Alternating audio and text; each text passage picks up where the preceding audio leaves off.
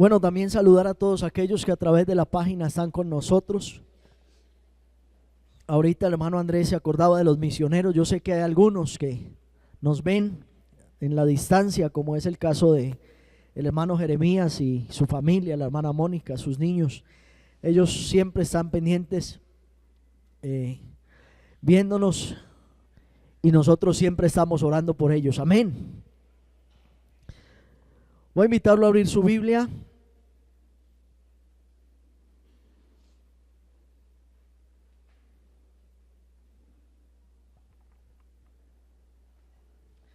Capítulo 4 del libro de los Hechos.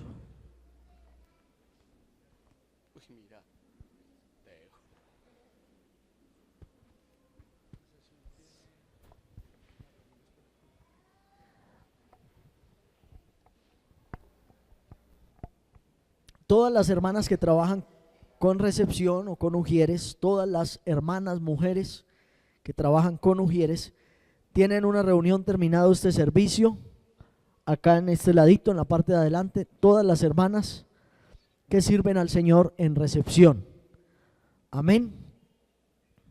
Capítulo 4 del libro de los Hechos.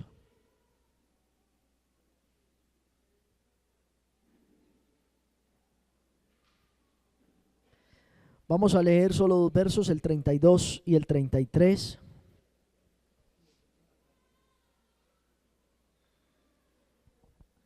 Recuerde que hoy tenemos culto a las 5 de la tarde. Amén.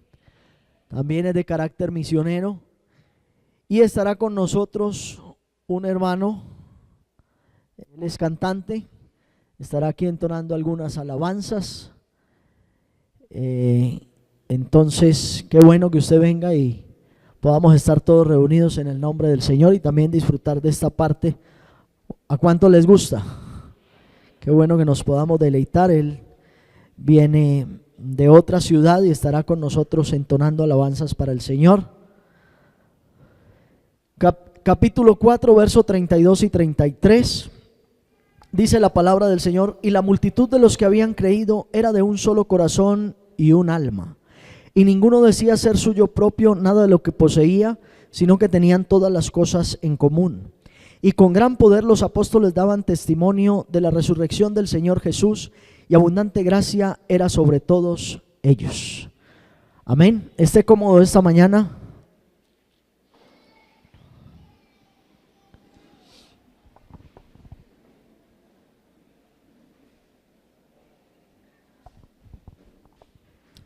Quisiera comenzar por decir esta mañana que el Dios nuestro es un Dios de orden. El Dios nuestro nada lo coge por sorpresa. Si usted comienza a leer el primer capítulo de Génesis, usted se da cuenta cómo Dios comenzó a crear, a organizar, a poner cada cosa en su sitio y en su lugar. Y cuando uno lee la Biblia tiene que preguntarse cosas. Yo quisiera preguntarle a usted esta mañana: ¿usted se imagina si el primer día de la creación Dios hubiera creado al hombre? Solo imagíneselo por un momento. ¿Cómo la ve, hermano Jorge? ¿Usted se imagina si antes de crear el sol, la luna, las estrellas, el día, la noche, separar el agua, Dios crea al hombre? La Biblia dice: la tierra estaba desordenada y vacía, y Dios comenzó a poner cada cosa en su sitio. Y cuando todo estuvo listo, árboles, montañas, el mar, los ríos, las nubes, el sol, el cielo, ahí sí creó al hombre. Así es Dios. A Dios nada se le sale de las manos. Somos nosotros los que a veces no entendemos muchas cosas. Pero Dios con todo tiene un propósito. Y Dios para todo tiene un tiempo, un orden establecido. Y cada cosa la ha puesto en su lugar. El sol no se ha cansado de alumbrar. Desde que Dios dio su orden, ahí está alumbrando. Y tendrá que alumbrar hasta que Dios le diga que no lo haga más. Resulta que así como hizo Dios con la creación, así también hizo con su iglesia. No dicen amén, pero así es. Dice que el Señor se humanó, se vistió de carne, habitó entre nosotros, vimos su gloria, gloria como del unigénito del Padre, predicó el evangelio, hizo grandes prodigios, maravillas, murió, resucitó, ascendió al cielo. Y le dijo a su iglesia, a sus apóstoles, antes de ascender al cielo: no se preocupen, no los dejaré huérfanos, vendré a vosotros. Y en Hechos 2, Dios cumple su promesa. Y todos fueron llenos del Espíritu Santo. Y de ahí en adelante, como ellos le cumplieron a Dios, como ellos cumplieron el mandamiento de Jesús, les dijo: quedaos en Jerusalén. Usted se imagina que el Señor le diga: quedaos en Jerusalén, y cada uno arranque, el uno para Samaria, el otro para Judea. No. Ellos se quedaron en Jerusalén. Y al quedarse en Jerusalén, todos fueron llenos del Espíritu Santo. Y lo tremendo de esto es que siguieron en Jerusalén. Y comenzaron cada uno a vender lo que tenía y a hacer un fondo común. Y alguien por ahí todavía dice: hermano, ojalá la iglesia volviera a ser como al principio. Y si usted lo mira es porque él todavía no tiene nada y poco le gusta trabajar. Pero resulta que Dios con todo tiene un propósito. Y para cada cosa tiene un tiempo. Ese era el momento de la iglesia, el momento histórico. Cada quien vendía lo que tenía y hacía un fondo común, y ahí estaban todos juntos en Jerusalén. Y de pronto el Señor se queda mirándolos y dice: bueno, pero ¿y si nos quedamos en Jerusalén? ¿Y las almas de Samaria quién les predica? ¿Y quién le predica a los de Judea? ¿Y quién va a ir un poquitico más allá y llegar hasta Roma? Y comienza una persecución en la iglesia. Usted lo ha leído en el libro de los Hechos. Jacobo muerto, Pedro encarcelado, y cada quien tiene que salir huyendo por su vida. Y a medida que los primeros cristianos huyen para guardar su vida, el evangelio comienza a difundirse por todo el mundo, y la iglesia, el cuerpo de Cristo, comienza a crecer, a hacerse fuerte. A donde llegaba un perseguido, se convertían las almas. Señal de eso es Pablo. Pablo fue llevado a la cárcel y se convirtió en carcelero. Así de sencillo. E incluso hay escritos extrabíblicos que dicen que muchos soldados romanos, después de haber compartido con Pablo, les tocó creer al evangelio. Los ponían a cuidar a Pablo y Pablo a hablarles de Cristo. Y la iglesia comenzó a avanzar y a crecer de una manera maravillosa. Y los apóstoles y los primeros cristianos comenzaron a obedecer el mandamiento de Dios: id por todo el mundo y predicar el evangelio a toda criatura. Y ellos comienzan a predicar, a hablar de Jesús, hablar de sus maravillas, lo que hizo en vida, cómo murió y también cómo resucitó, y lo que hizo después de resucitar, cómo ascendió al cielo. Y para ellos estaba fresca en su mente la promesa que Jesús había hecho, que un día, así como había ascendido al cielo, también descendería para llevarlos a ellos transformados. Y muchos de esos primeros cristianos creyeron al evangelio, predicaron el evangelio y esperaron no morir sin antes escuchar la final trompeta. Y así lo creyeron. Y comenzaron a morir muchos de ellos. Pasaron unos 60 años más o menos. Y quedaban muy pocos.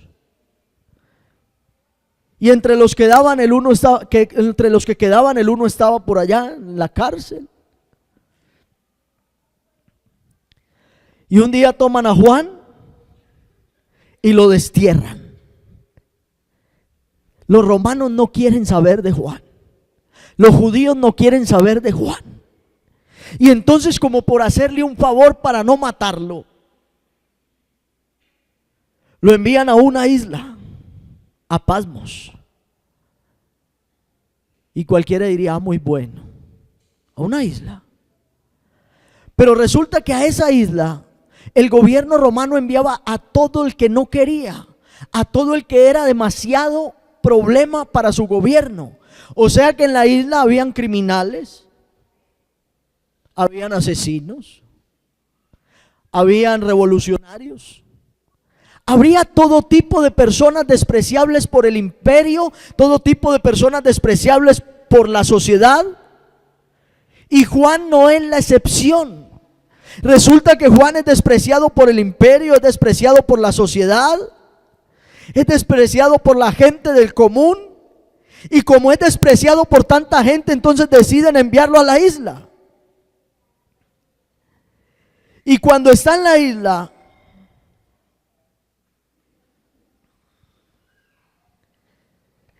tal vez en el momento más difícil de su vida, dice que era una isla rocosa donde los que iban allá no iban a descansar como los presos colombianos, no. Y a ver televisión y a llamar por celular a la casa, mándeme más plata, no. No, allá era una cosa distinta. Los que iban allá iban a trabajar, a pasar trabajos forzosos. Y el apóstol Juan ya no tenía la misma edad que tenía cuando andaba con Jesús. Ya estaba decayendo su edad. Ya estaba casi que en su edad más adulta, ya era un viejo cansado. Pero allá fue a pasar trabajos, olvidado de todo el mundo, donde no tenía comunicación con nadie, donde no estaba esperando una remesa que alguien le enviara, esperando que enviaba la iglesia de Corinto o la iglesia de Éfeso. Estaba olvidado allá del mundo. Pero lo que a mí me llama la atención de ese Juan, que está en la isla de Patmos, tal vez en el momento más difícil de su vida, y no solo de su vida, sino de la iglesia. Porque Juan no era el único que estaba sufriendo. Los cristianos estaban sufriendo por todo alrededor del imperio. Cada quien sufría su propia necesidad, y los cristianos veían cómo los apóstoles iban muriendo uno a uno, cómo iban siendo encarcelados, y ya como que no había quien predicara la palabra. Y lo tremendo y lo difícil es que había pasado mucho tiempo después de que Jesús prometió que regresaría por ellos, y aún no regresaba. Y las fuerzas de muchos comenzaron a desvanecer, y las rodillas de muchos se comenzaron a cansar, y las manos de otros ya no se levantaban. Y en medio de ese momento difícil de la iglesia, de una iglesia que comenzó de una manera extraordinaria, de una iglesia que en Pentecostés comenzó con una explosión de fuego impresionante, que comenzó a impactar a todos los que estaban cerca y aún a los que estaban lejos. Y alguien podría decir, como le dicen a uno hoy: es que la iglesia ya no es la misma, es que la iglesia ha cambiado mucho. Pues quiero decirle que a través de la historia, esta iglesia ha sido perseguida. A través de la historia, esta iglesia ha estado viviendo diversas situaciones difíciles. Pero esta iglesia no ha podido cambiar, porque es la iglesia de Cristo, y la iglesia de Cristo es su cuerpo, y no puede cambiar. No puede cambiar sus principios, no puede cambiar su fundamento. La iglesia de Cristo no es algo que podemos derrumbar hoy y volver a edificar mañana, como hacemos con las construcciones. Cualquier día alguien viene y dice: no, ya no se usan los muros en ladrillo, tumbémoslos y hagámoslos así. Y eso pasa. Alguien un día hizo la sala de su casa y hoy dice: ¿ya para qué sala? Hagamos una habitación más. Pero la iglesia de Cristo no es eso. No es algo que usted hoy lo puede cambiar porque le pareció que era más cómodo. No, la iglesia de Cristo no se acomoda al tiempo. Hablando con alguien hace algunos días, me dijo: es que yo fui pentecostal mucho tiempo. Y yo le dije: ¿y ahora? Yo: no, ahora estoy yendo a otro lugar porque entendí que esa doctrina se acomoda más a mi forma de pensar. Si alguien aquí está tratando de acomodar esta doctrina a su forma de pensar, quiero decirle que está en el lugar equivocado. Esta doctrina no se acomoda a la forma de pensar de nadie. Las formas de pensar nuestras se tienen que acomodar a la doctrina.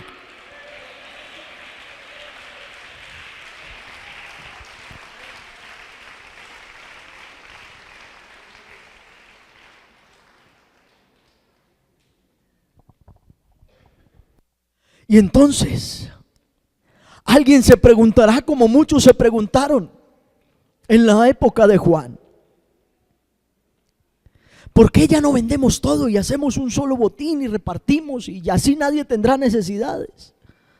¿O todos tendremos más necesidades? ¿Y por qué ya no se ve lo que se veía ya al principio? ¿Y por qué? ¿Y por qué? ¿Y por qué? Esas son nuestras preguntas cotidianas. Pero quiero repetirle que la iglesia no cambia, es la misma. Esa iglesia la fundó Jesucristo y no ha cambiado nada. Algunos creyentes cambian, no todos. ¿Algunos o todos? Todos. Yo era flaco, ya no. Todos los creyentes cambiamos. Los predicadores envejecen y se mueren. Y algunos nos reclaman a nosotros: ¿y por qué no predica como predicaba Julano? Y yo: pero no lo conocí siquiera. Y en ese momento ni los grabábamos. Ahora, gracias a Dios, usted puede llevarse un DVD a su casa con la prédica, o verla en YouTube, o verla por ahí. Pero antes ni siquiera eso pasaba. Y esos hombres se murieron predicando y esperando que el Señor viniera por ellos. ¿Perdieron el tiempo?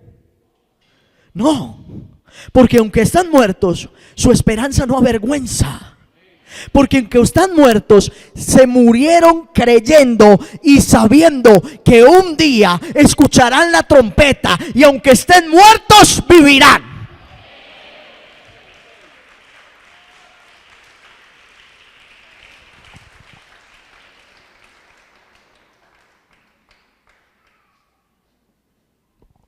Y Juan explica su situación.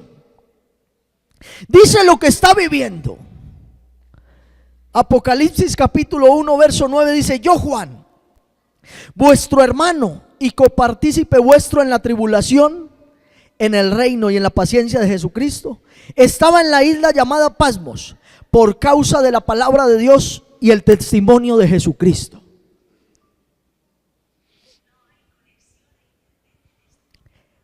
Juan no estaba en la isla de Pasmos porque le quedó debiendo plata a alguien.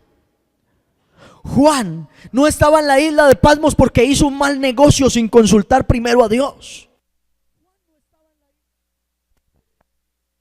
Sí. Juan no estaba en la isla de Pasmos porque de pronto recibió un trabajo que no convenía a su vida cristiana. Juan estaba en la isla de Pasmos por causa de la predicación del evangelio, por causa de la palabra de Dios, por causa de serle fiel a Jesucristo. Esa es la causa y la razón que lo llevó a la isla de Pasmos. Y allá en esa isla, estando solo, a diferencia del que dice: ay, pero nadie me visita, ay, pero nadie me llama, ay, pero nadie se da cuenta cuando no voy al templo. Pero usted puede venir al templo. Usted puede acercarse a un hermano terminada la escuela dominical y decirle: Dios lo bendiga. Como a mí nadie me visita, lo invito a almorzar hoy, a ver si de pronto así. Sí, nosotros siempre estamos esperando que alguien vaya a buscarnos. Y alguien me decía estos días: vea, cuando yo llegué a la iglesia, yo llegué y yo era un muchacho. Y entonces yo veía que habían unos grupitos de muchachos que conversaban nomás de bueno. Y yo me empecé a arrimar a cualquiera de esos grupitos hasta que en uno de esos me quedé. Y pasaba de grupito en grupito hasta que me hice amigos de todos los grupitos. Y hoy es presidente de jóvenes.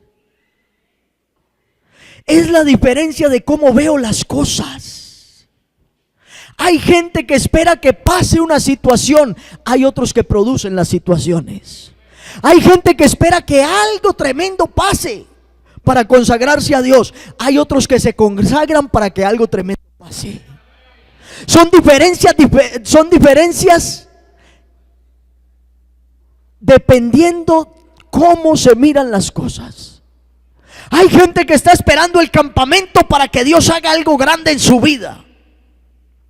Pero hay gente que está haciendo algo en su vida para que el campamento sea algo maravilloso. Esa es la gran diferencia. Y entonces cuando Juan está en su peor momento, en el momento más difícil de su vida, El hombre que se recostaba en el pecho del maestro y que escuchaba sus secretos. El hombre a quien Jesús le revelaba sus secretos. El hombre que escribió el Evangelio de San Juan, como viviendo cada experiencia personal y transmitiéndola a nosotros. Ese mismo que un día iba caminando detrás de Jesús y de Pedro, y Pedro le dice: Señor, ¿qué va a pasar con este? Y Juan iba ahí detrás. Y el Señor mira y dice: Pedro, preocúpese por usted. De él yo veré. Si yo quiero que él quede vivo para el día que venga a levantar la iglesia, así será. Y entonces comenzó a correr un rumor entre los hermanos, entre los cristianos y entre los apóstoles. Ay, como que el Señor no viene antes de que Juan se muera. Porque no entendieron lo que Jesús quiso decirle a Pedro. Le quiso decir: preocúpese por su vida, la de Juan es la de Juan. Y ellos creían que Juan entonces iba a ser arrebatado y que no se iba a morir. Y Juan está en la isla de Patmos. Y tal vez una mañana recuerda eso. ¿Será que hoy viene el Señor por mí y no tengo que ver la muerte? ¿Será que voy a ser transformado? Y a diferencia mía, que me hubiera preocupado mucho la situación, dice que Juan en ese momento, en la isla de Patmos, en el momento más difícil de su vida, comienza a hacer una declaración importante. En medio de la tribulación más grande, en medio del sufrimiento y de la soledad, a diferencia mía, que me hubiera puesto a llorar y a llamar amigos, a la mamá, a cualquiera: ayúdenme, sáquenme de acá, colabórenme. Dice que Juan, él mismo lo dice: yo estaba en el Espíritu. Yo estaba en el Espíritu. ¿Sabe? Hay gente que pasa por tribulaciones que usted y yo no nos alcanzamos a imaginar. Y nunca nadie las conoce. Ni siquiera vienen aquí con un papelito diciendo: vea, esta es mi necesidad, esta es mi petición, por esto estoy pasando, por esto estoy viviendo. No, nunca eso pasa. Y entonces alguien los mira y le dice: usted sí vive muy bueno. Usted, vea, no le pasan los años. Usted como vive de bueno. Y ellos nunca dicen nada. Pasando por la situación más difícil, por el desierto más tremendo, porque están en el Espíritu. Y en el momento más angustioso de la vida de Juan, en vez de ponerse a llorar, en vez de poner a quejarse, Juan, en vez de escribir una petición grande para Dios y decirle: Señor, yo he predicado tu evangelio, ahora exijo. No. Juan está en el Espíritu. Y cuando Juan está en el Espíritu, escuchó una voz como de trompeta. Una voz que el apóstol hace muchísimo tiempo no oía. La misma voz que estremeció su corazón cuando lo invitó a dejar las redes y seguirlo. La misma voz que lo invitó a dejar de ser pescador en el mar para convertirse en predicador del evangelio. Escuchó una voz como trompeta. Y cuando escuchó esa voz, entonces Juan entendió que él no estaba solo, que el que prometió estar con él hasta el fin de sus días, el que prometió estar con él hasta el fin del mundo, estaba ahí para cumplirlo.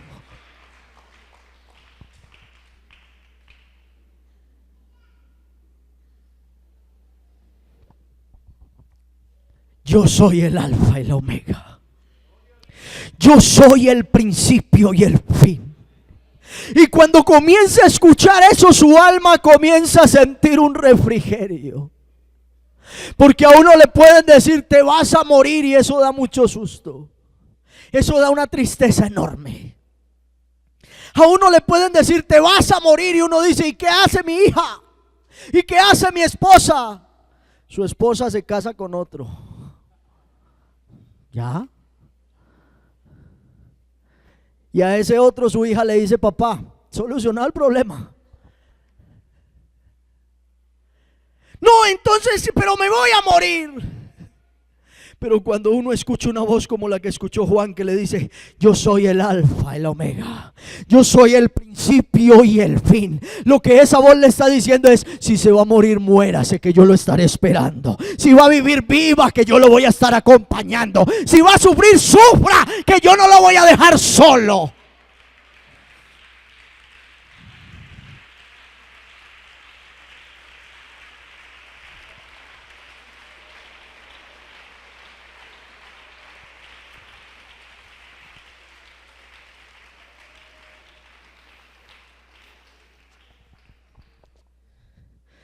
¿Y usted recuerda qué siguió pasando? ¿O no? ¿Sí o no? Siguió pasando algo extraordinario.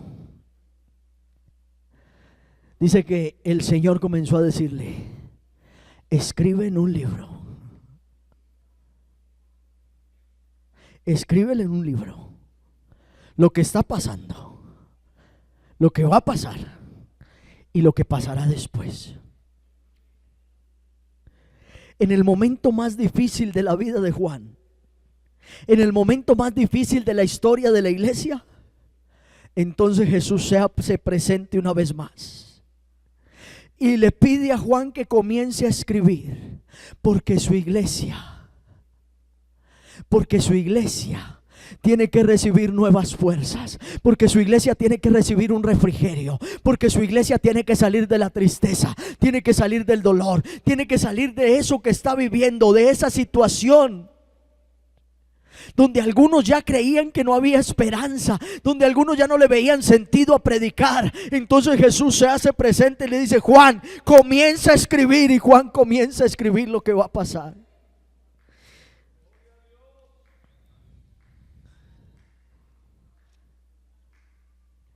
Y comienza a escribir una cantidad de sucesos que algunos entienden muy bien, otros lo predican mejor, y que cuando a mí me preguntan yo le digo: hable con el hermano Antonio. Pero a donde quiero llegar es al objetivo especial del libro. Hoy no le voy a explicar ni las visiones ni no.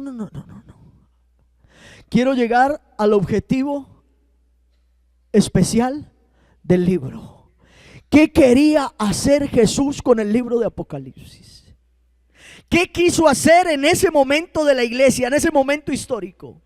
¿Qué quiso hacer en la vida de Juan? Pero aún más allá, ¿qué quiere hacer conmigo? ¿Para qué?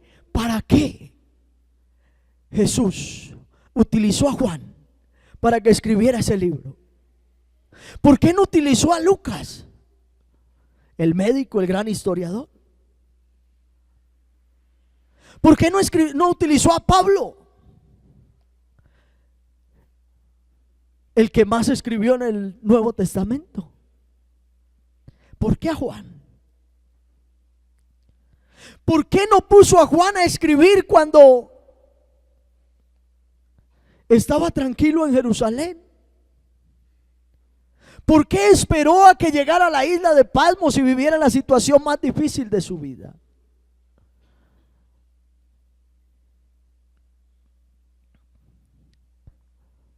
Porque Él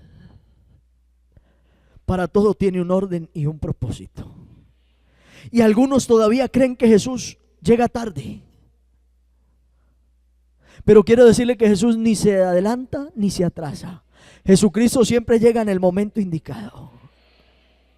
En el momento más difícil de la iglesia, en el momento más difícil de la vida de Juan, Jesús se para detrás de él y comienza a hablarle. Y entonces Juan, cuando voltea a mirarlo, dice: y caí como muerto. Caí como muerto. Porque es que la presencia de Jesús es algo tan sublime. Y Juan conocía a Jesús de tal forma Juan había estado recostado en su pecho. Juan estuvo en el monte de la transfiguración. Juan estuvo el día que fue resucitada la hija de Jairo. Juan estuvo en el Getsemaní. Juan estuvo en lugares donde otros no estuvieron, al lado de Pedro y de su hermano. Y su hermano ya estaba muerto. Fue de los primeros que mató Herodes. Y ahí está Juan solo, no está Pedro, no está Jacobo, no hay nadie con quien conversar. Pero ese en el que él recostó su cabeza en el pecho, pero ese que resucitó a la hija de Jairo, pero ese que estaba en el monte de Getsemaní llorando, está para darle fuerzas. Y Juan, que estaba en el espíritu. Hay una diferencia grande en estar en la carne y estar en el espíritu. Cuando usted ora en la carne se duerme. Diga amén. No, nadie se ha dormido orando. Solo a mí me pasa. Está bien.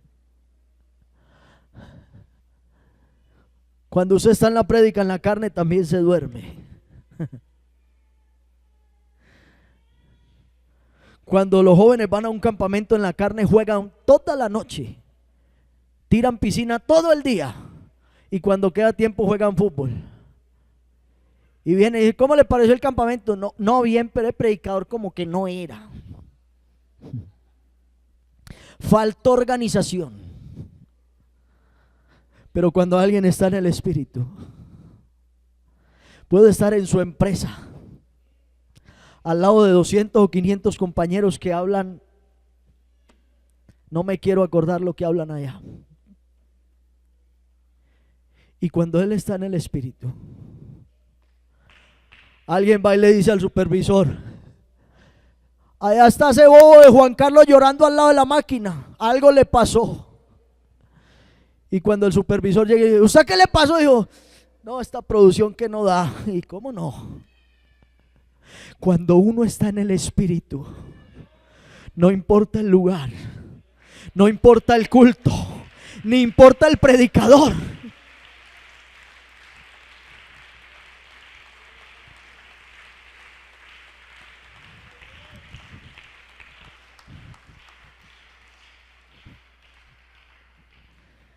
Cuando uno está en el espíritu, los músicos ni se desentonan ni se desafinan. Eso es verdad. No, ellos sí se desentonan y se desafinan. Usted no se da cuenta porque está en el espíritu. Cuando ellos están en el espíritu, se les olvida la técnica. Algunos hasta a veces sueltan el teclado y la guitarra y el micrófono. Y cuando usted busca quién está dirigiendo la alabanza, solo encuentra una explicación, una sola. Y es que los que están aquí y los que están allá no están aquí, están en otra parte, no están en la carne, están en el espíritu. Cuando uno está en el espíritu, las cosas son diferentes. La enfermedad no es enfermedad, el problema no es problema y la muerte deja de ser muerte cuando uno está en el espíritu.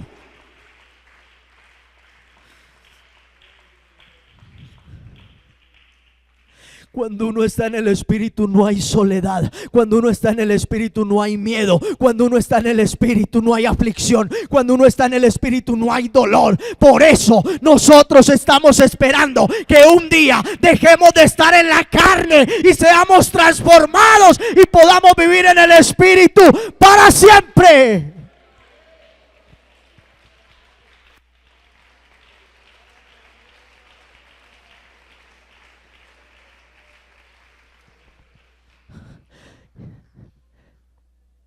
Jesús tiene un propósito.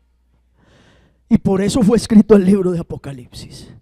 Con ese propósito. Un propósito para la iglesia, un propósito para Juan. Y el propósito es único. Y después de que le muestra todas las visiones, lo sube, lo lleva, le muestra. Y Juan trata de explicar las cosas que ve con lo que conoce. Y cuando está allá dice: ¿y eso a qué se parece? ¿Con qué lo comparo para que la iglesia entienda? Y mar de cristal. Y entonces alguien trata de imaginárselo hoy cuando lo lee y dice: mar de cristal. ¿Y esto con qué lo comparo? No, pongámosle a eso calles de oro.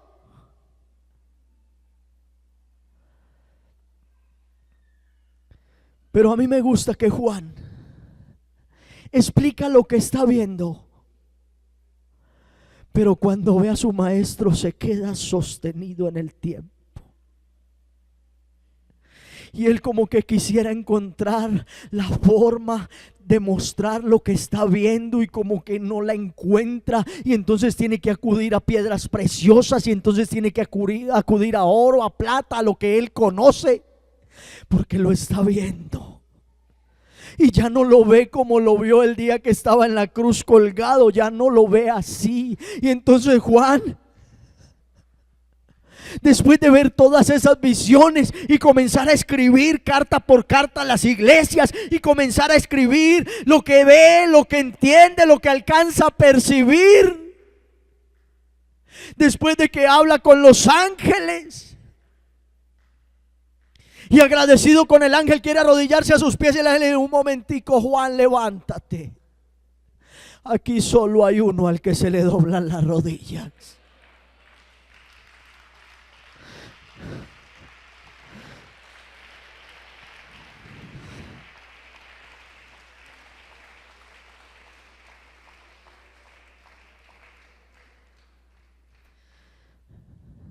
¿Y para qué? ¿Para qué recordarnos las visiones de Daniel? ¿Para qué llevarnos por allá hasta Ezequiel? ¿Para qué todo eso? ¿Para qué hablarnos del tiempos? ¿Para qué? ¿Qué tengo que ver yo con la gran tribulación? ¿Para qué todo eso? Y Jesús se queda mirando a Juan y le dice: Juan, he aquí vengo pronto. Bienaventurado el que guarda las palabras de la profecía de este libro. En otras palabras, Juan,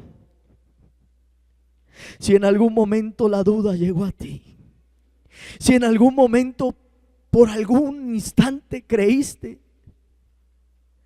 que todo había terminado, no, Juan, vengo pronto. Y eso no es para ti, escríbeselo a la iglesia. A la iglesia que de pronto está bajando los brazos, que ve morir a los apóstoles, a la iglesia que ve morir a los evangelistas, a la iglesia que está siendo perseguida, a la iglesia que a veces cree que va a quedar extinguida en el mundo, a la iglesia del principio.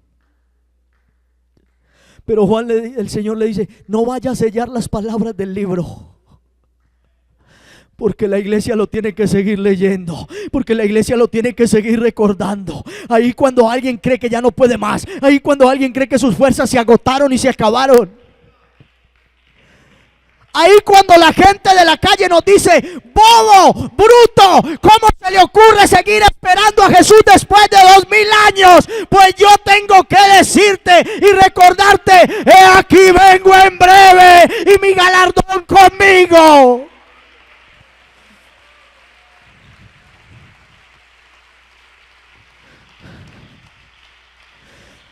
El propósito del libro es que esta iglesia todos los días de su vida recuerde que Él viene pronto. El propósito del libro, el gran objetivo de la visión de Juan en la isla de Patmos, es que a nadie se le olvide que un día mis ojos han de verlo.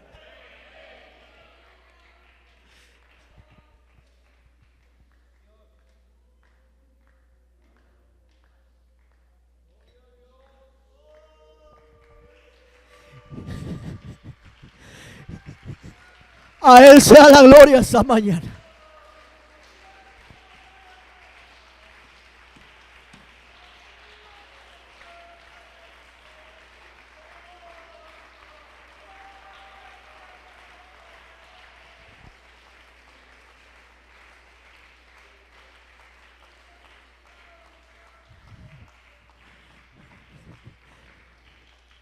Y se queda mirándolo por si alguna duda y le dice: Juan, mirándolo, Juan. Y yo quiero que esta mañana usted lo mire, porque esta mañana una vez más Él lo está diciendo: yo soy el alfa y el omega, el principio y el fin.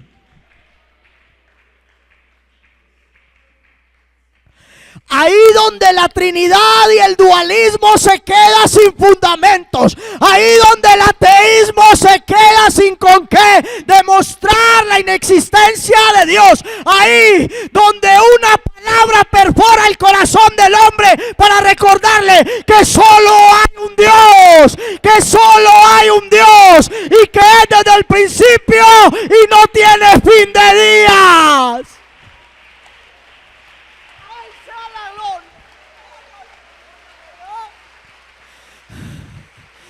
A Jesús sea la gloria.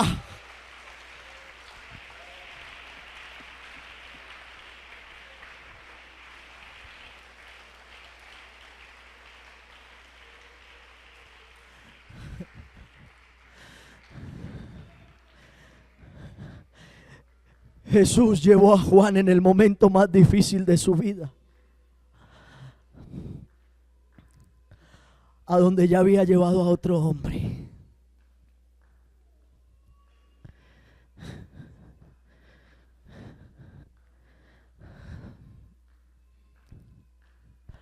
Filipenses 2:10.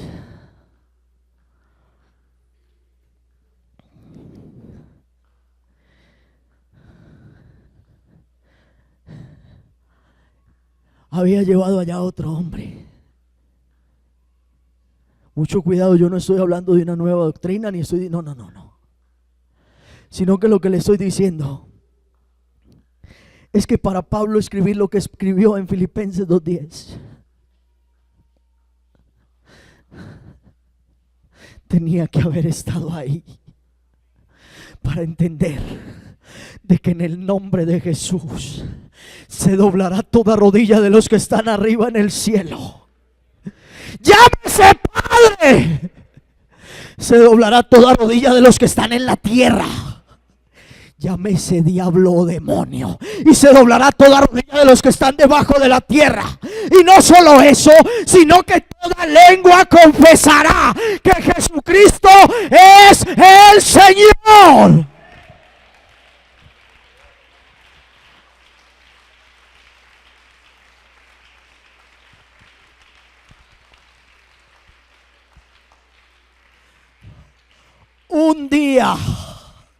Un día, todos los incrédulos, todos los necios. Necio para mí quiere decir ateo.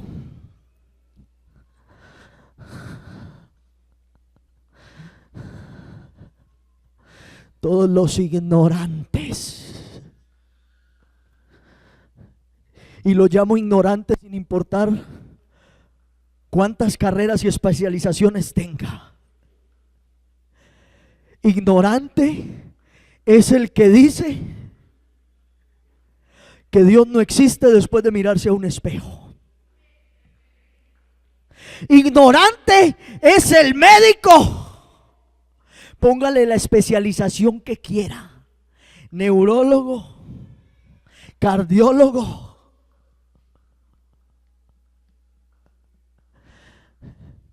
que viendo que ellos no han podido hacer un riñoncito, siguen diciendo que Dios no existe. ¿Sabe cuánta gente se tiene que morir porque sus riñones fallaron y la medicina no ha podido llegar hasta allá? ¿Sabe cuántos se tienen que morir porque el corazón falló y somos muy buenos para hacer motores de carros, pero corazones? ¿Sabe cuántos se tienen que morir delante de un médico que dice ser ateo y no creer en la existencia de Dios porque él no fue capaz de pasar de ahí? Pero un día ese que yo predico se paró al frente de la tumba de Lázaro, 4 días de muerto, y dijo: ¡Lázaro, ven fuera! Y Lázaro salió.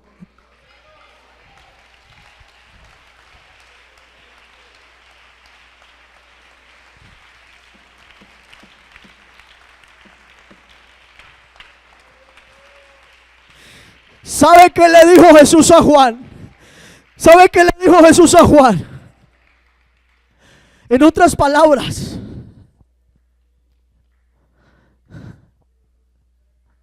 primera de Juan Carlos 3:15. Sí, se lo voy a pasar a mi forma de expresarme.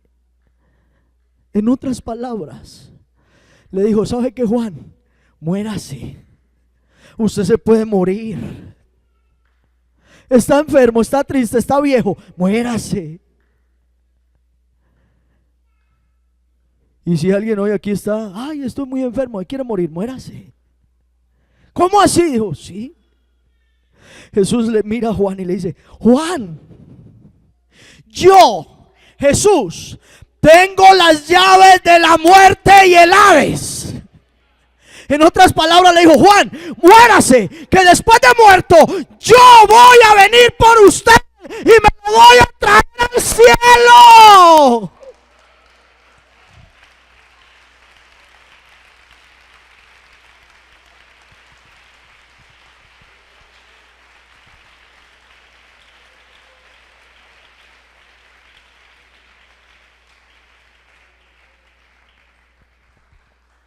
Y por si alguna duda, Juan, yo soy Jesús.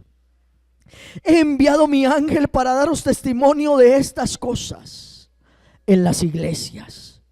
Yo soy la raíz del linaje de David, la estrella resplandeciente de la mañana. Apocalipsis no fue escrito para que la gente tenga miedo.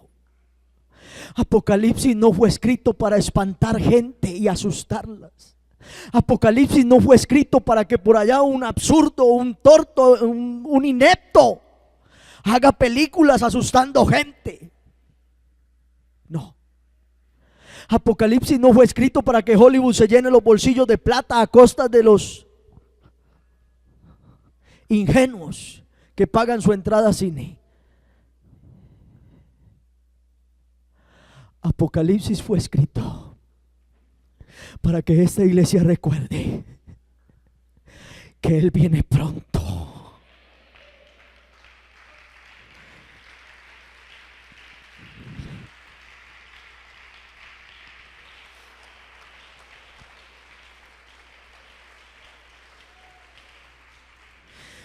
Apocalipsis fue escrito para que usted pueda pasar por la situación más difícil de su vida, por la enfermedad más dura y cruel,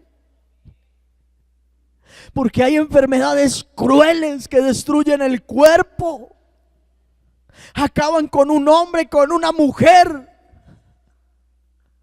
Pero qué bueno es hablar con un salvo cuando la enfermedad le come el cuerpo y usted lo ve tendido en su cama y usted le dice, ¿usted qué está esperando? Y dice, yo nada. Oramos para que el Señor lo sane. No, ya lo que fue, fue. Y entonces, ¿qué quiere que oremos? Y digo, dígale al Señor que estoy listo. Dígale a la muerte que dónde está su aguijón. Y dígale al sepulcro que dónde quedó su victoria.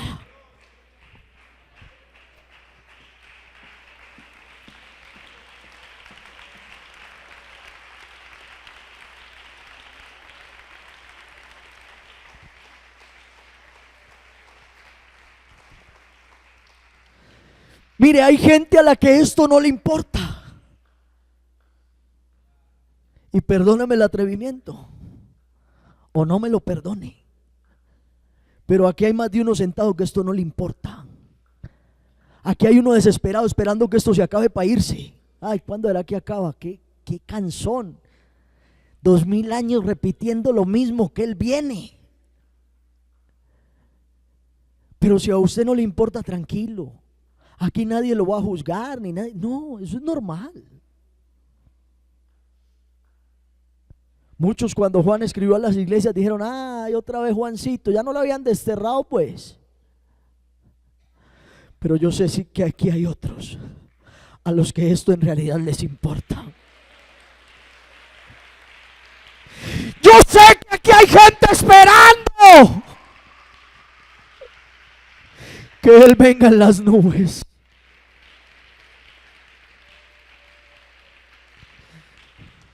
Yo sé que aquí hay alguien esta mañana que quiere solucionar su situación con Dios. Porque a veces creemos que el Señor no ha venido porque afuera hay muchas almas perdidas.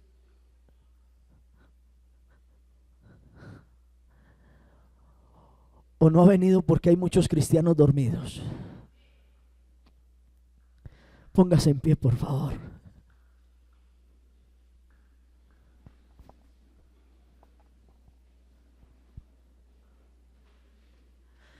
Qué bueno que en los oídos de alguien todavía retumbe esa voz esta mañana que dice: he aquí yo vengo pronto, y mi galardón conmigo para recompensar a cada uno. ¿Cuál es su situación? Yo no la conozco, pero puedes hablar con Dios esta mañana. La situación de Juan era la peor de su vida, pero él estaba en el Espíritu. Hay situaciones difíciles, sí. Hay enfermedades que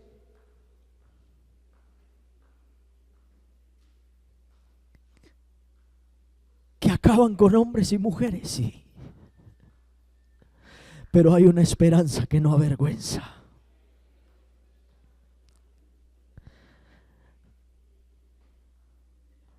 Un día Jesús, y por ahí empecé y por ahí voy a terminar, le dijo a sus discípulos: no os dejaré huérfanos, vendré a vosotros. Y vino. Y vino. Y los visitó el día de Pentecostés en el aposento alto. Pero eso no terminó ahí, porque sigue viniendo.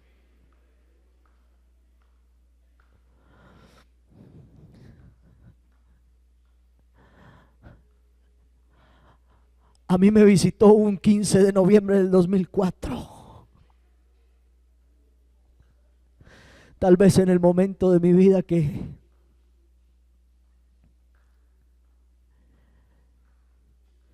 creí que ya no le importaba a Dios. Pero esa mañana Él llegó.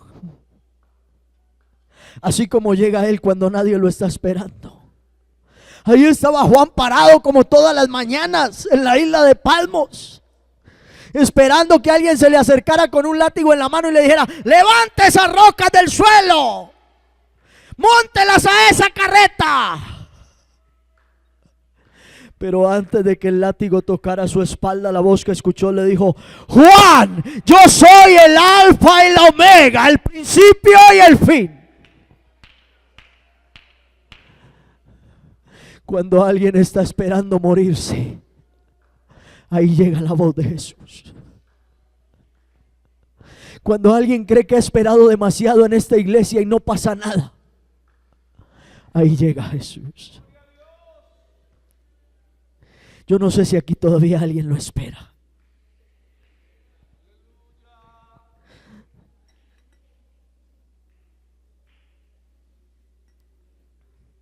¿Habrá alguien todavía por ahí que lo está esperando?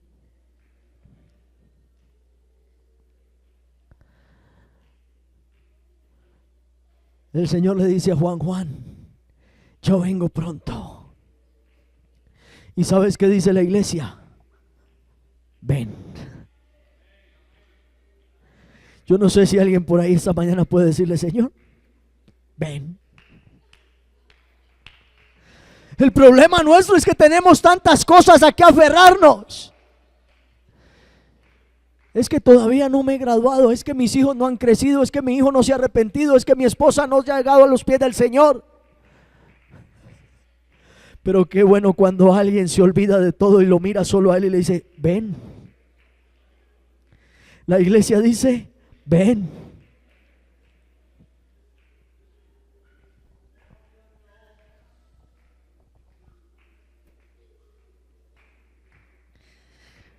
Yo lo voy a invitar esta mañana a que usted se presente delante de Dios. Yo no conozco su situación. Tal vez la isla en que está es más desierta que la de Patmos. Tal vez la compañía que tiene es peor que la que tenía Juan. Pero si su Señor es el mismo Señor de Juan, tranquilo. Algo especial puede pasar esta mañana. ¿Alguien quiere que algo especial pase en su vida esta mañana? Acompáñeme a orar, por favor. Hable con su Dios. Si usted todavía no puede decirle ven porque hay algo que lo aferra al mundo, es momento de invocar su nombre y decirle: Señor, suéltame. Suéltame. Señor, arráncame si es necesario. Hable con Dios, por favor.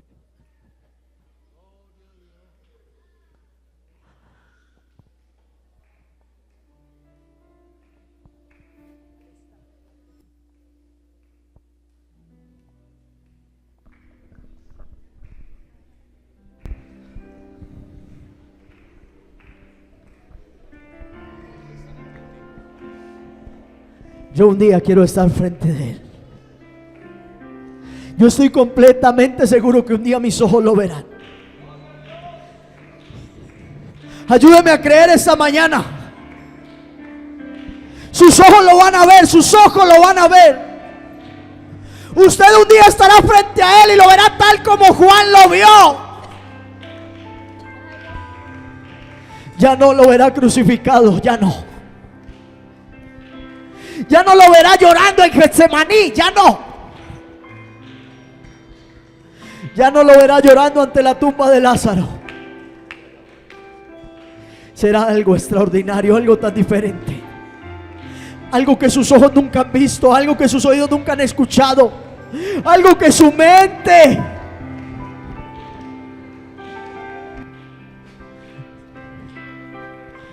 un día estaré frente a Él.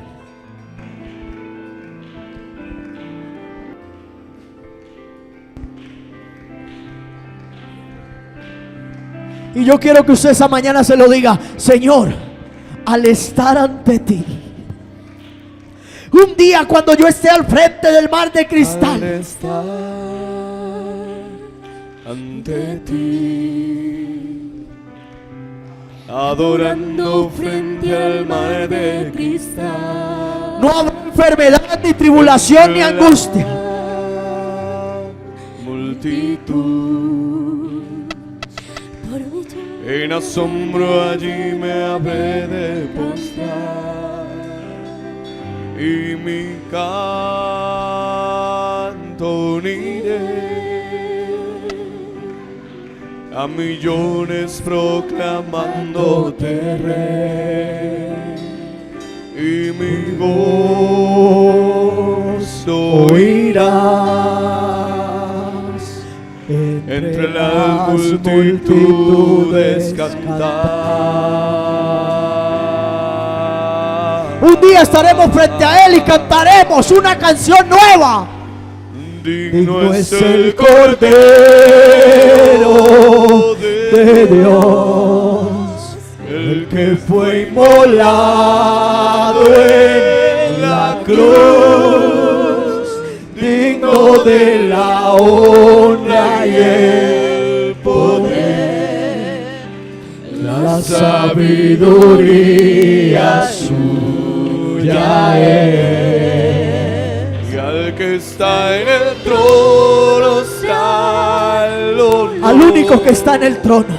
Santo, santo, santo es el Señor, reina por los siglos con poder. Todo lo que existe es por Él.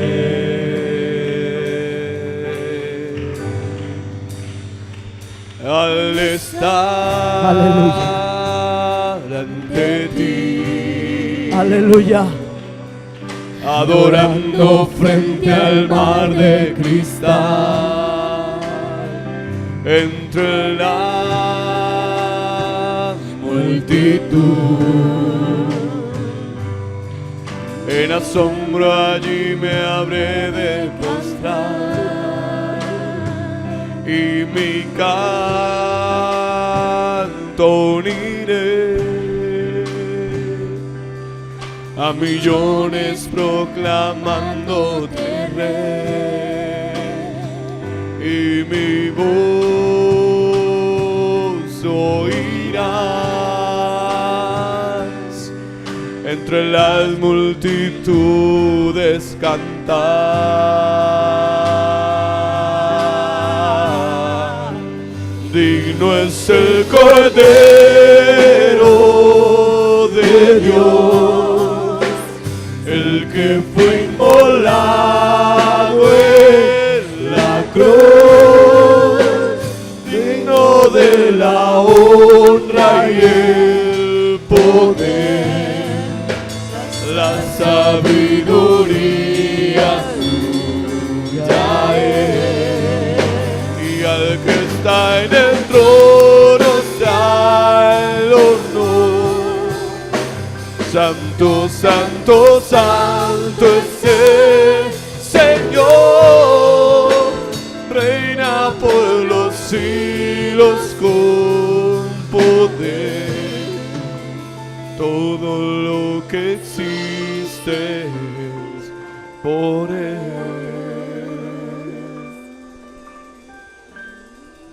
Aleluya.